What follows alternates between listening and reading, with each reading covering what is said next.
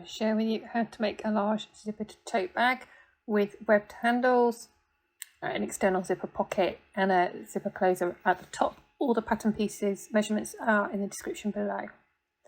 So let's start with making the external zipper pocket, which is central to the front panel.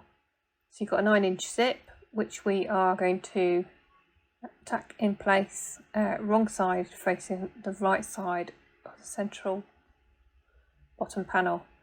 I like to tack zips. I know it's a bit old-fashioned, but otherwise I find they wriggle all over the place and I don't get such a straight stitch line, so I reckon it's worth a couple of minutes to do this, particularly if you're utilising a zip and it's got a bit of a curve on it like this one on the tail end here.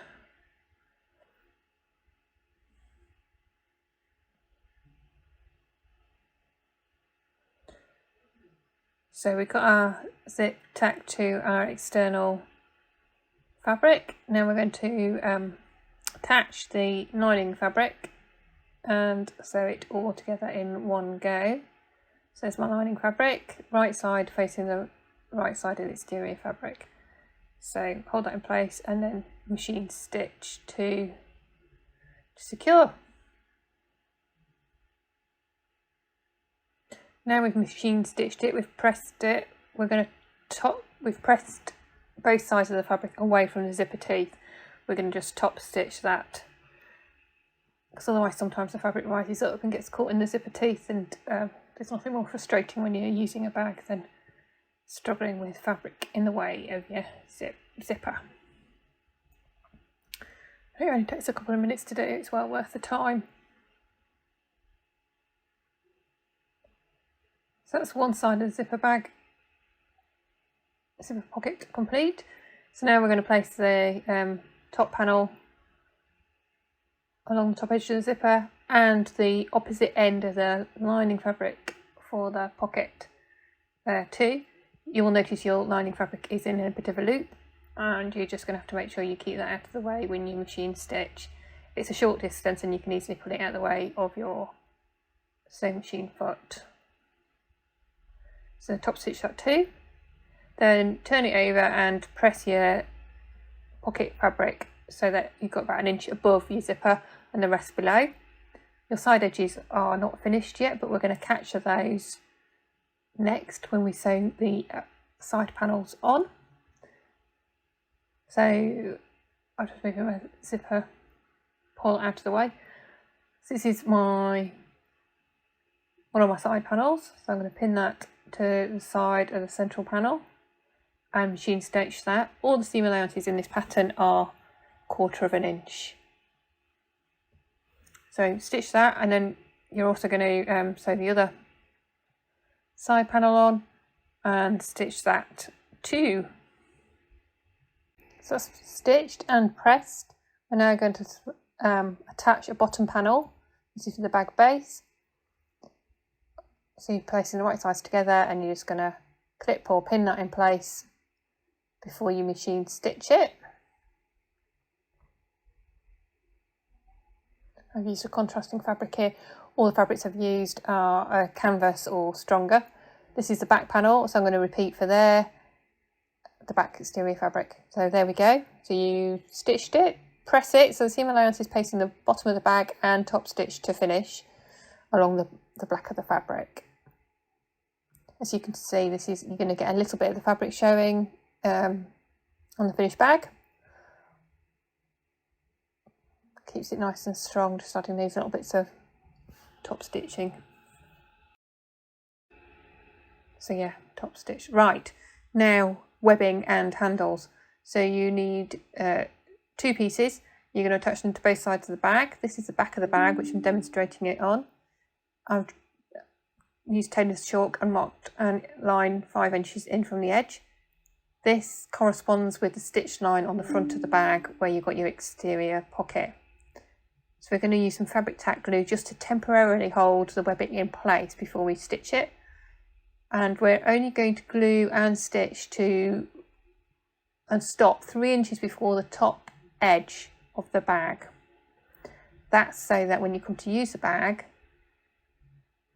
your straps in the right place, and you can add your external zipper at the top of the bag too.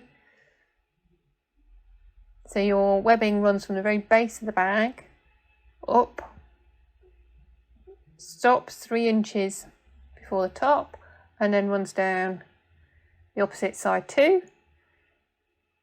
So you've got a big loop handle at the top. When your fabric tack has dried, you're going to machine stitch that, and you're stitching both sides of the handle up until the 3 inches across and then back down. And you're doing this for both sides of the bag. Unfortunately, my battery ran out on my camera. I didn't realise when I filmed the front. Right, so that's the exterior panels finished. So now we're going to just create a slip pocket for the inside of the bag. So fold your piece of fabric in half, and then you are going to stitch 1/4 inch seam allowance around 2 of the sides, leaving one short edge open. Clip your corners, and then turn the fabric the right side out. Just like to push those corners out. This isn't a straight cotton, so it's a bit fluid, so it's not the straightest of pockets, but it doesn't matter. Turn in your raw edge and give it a really good press, and that's going to be the base of your pocket when you put it on your bag lining. So this is 5 inches from the top and 7 inches in from the side, with your opening edge at the bottom, and you're going to catch that with your machine stitching now. So we're going to pin this in place.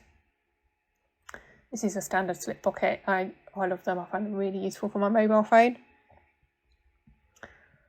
So when you come to stitch this pocket in place, your top stitching, make sure you just back stitch the top of each side seam. That gives it sort of strength, because that's obviously a wear point for the pocket. Now, zipper tabs. So fold your zipper tab fabric in half and then press in each short edge so that you can encase the zipper like so. We're going to pin that in place and machine stitch it to secure. I just like this little extra touch on a finished bag. I feel as though it makes it that little bit more professional. And your zipper tab is actually less fabric for turning through when you're pulling your bag through and trying to get that nice neat edge along the top.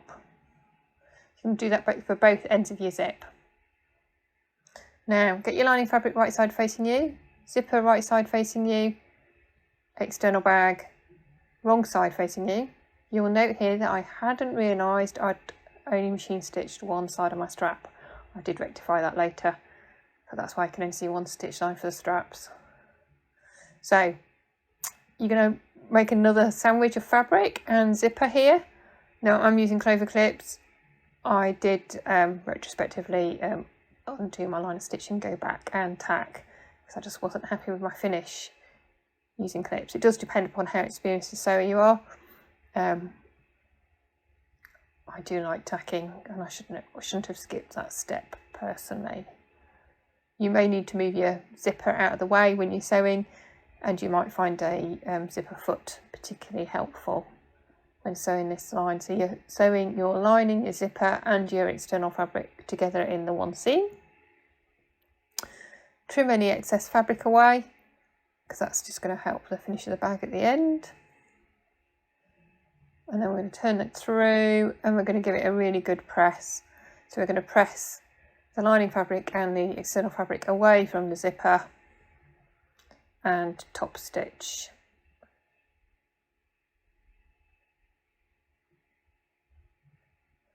Now we're going to repeat for the second side of the bag. So you've got your lining fabric right side, zipper right side, external fabric with the straps pinned out of the way, wrong side facing. And again, we're going to repeat with clips or tacking or pins, whatever your preferred method is.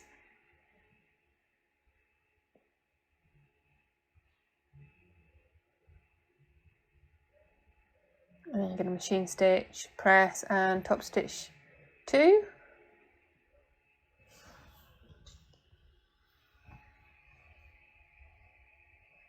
So there we go, it's finished, it's pressed. Open your zip part way, that's really important, otherwise you're not going to be able to turn your bag the right side out. My straps are still pinned out of the way because I don't want to get them caught anywhere I don't want them. Now I'm going to line up that seam on the outside edges of the bag. Hold that in place. So now I've got that lined up, I'm going to line up my zip. You'll note that I folded the fabric so the lining fabric is right side facing lining fabric right side, and the exterior bag is right side facing exterior bag right side facing.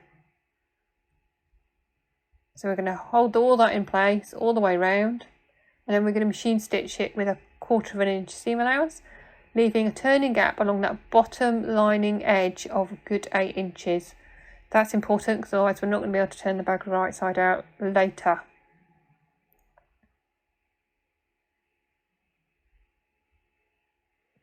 You may need to go slow over the zipper, and you might like one of those bulk aid tools that I find ever so useful. I find them really helpful for thicker parts of sewing. So give that a stitch all round apart from your turning gap here. Now you've done that, we're going to mark a 2-inch square in each corner of the fabric. So you've got 4 corners, you're marking a 2-inch square on each corner. This is boxing the bag out, and it's going to make your bag 4.5 inches wide. So you could make it less wide by making a smaller square, or wider by making a bigger square. It's up to you. So once you've done that, you're going to cut the 4 corners out, and then we're going to line up those raw edges, and that's what's going to give the bag the width. So here we go. So line up your side seam with your bottom seam, fold it out, fold your seam allowance out, so you get a nice straight edge, and you're going to machine stitch that. Make sure you back stitch at each end, because again this is a pressure point on your finished bag.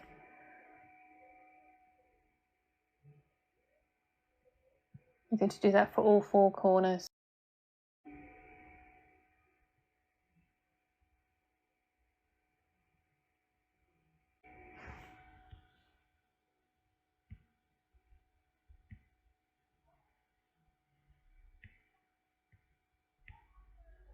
Now you've done that, you're going to pull your bag the right side out through your open zipper, grab those corners and give it a tug. I love this moment.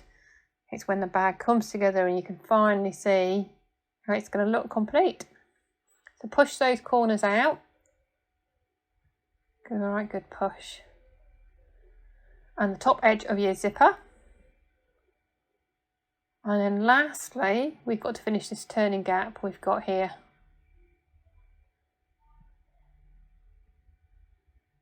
So again, push out your corners with your lining. Then fold in those raw edges, hold in place, and then you're going to top stitch to finish before inserting the lining inside your bag, just pushing the corners out as you fold it out. So I hope you've loved making this bag as much as I have.